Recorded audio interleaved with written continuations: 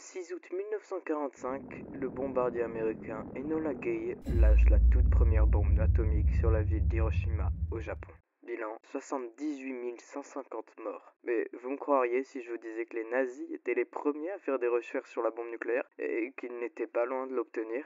Bonjour à tous, c'est Arthur, Désinformateur, et aujourd'hui je vais vous parler de la fois où les nazis ont été à deux doigts d'obtenir la bombe nucléaire. Tout d'abord, il faut du contexte. En 1938, le physico-chimiste allemand Otto Hahn réussit à obtenir la toute première fission nucléaire, même si elle était infime à ce moment-là, évidemment. Les nazis ne tardent donc pas à prendre la nouvelle, ils lancèrent alors en 1939 le Uran Project, littéralement le projet uranium. Malheureusement pour les Allemands, mais heureusement pour nous, le projet ne reçut pas le soutien suffisant du gouvernement pour qu'il puisse aboutir. Mais 3 ans plus tard, en 1942 et en pleine Seconde Guerre mondiale, le gouvernement finit par comprendre que la fission nucléaire pourrait définir le destin de la guerre. Ce que fera la Wehrmacht, qui était alors en charge du projet, et le transféra au Reichsforschungsrat.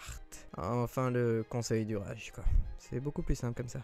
Les nazis avancèrent mais ne réussirent pas à trouver une solution. Ils pensent tout d'abord à miniaturiser un réacteur nucléaire et le lancer, mais c'était un échec. Le projet disparaîtra alors à la fin de la guerre lors de l'effondrement du Troisième Reich et les machines et tests des physiciens allemands seront démantelés par les Américains. Pourtant, les nazis étaient stratégiquement beaucoup plus avancés que les Américains et avaient de meilleurs scientifiques. On peut prendre par exemple leur missile V2 qui était une arme redoutable, mais pour le projet uranium, il n'égale jamais le projet Manhattan lancé par les Américains. D'ailleurs, il faut savoir que les recherches nazies sur la fission nucléaire ont permis aux États-Unis de pouvoir faire des recherches plus avancées qui, elles, ont permis de lancer les bombes nucléaires de Nagasaki et Hiroshima. Finalement, les nazis étaient en avance sur leur temps. Ils n'auraient jamais pu penser qu'ils étaient sur le point d'inventer l'arme la plus dévastatrice du monde moderne et que toutes les plus grandes puissances du monde actuelles l'utiliseraient pour dissuader. Mais bref, cette vidéo touche déjà à sa fin et j'espère sincèrement qu'elle vous a plu. Je remercie tout particulièrement Nolan pour le montage et moi-même Arthur pour la voix off ainsi que la rédaction. Nous nous retrouvons très bientôt pour un autre sujet passionnant. C'était les informateurs pour vous servir. Bye.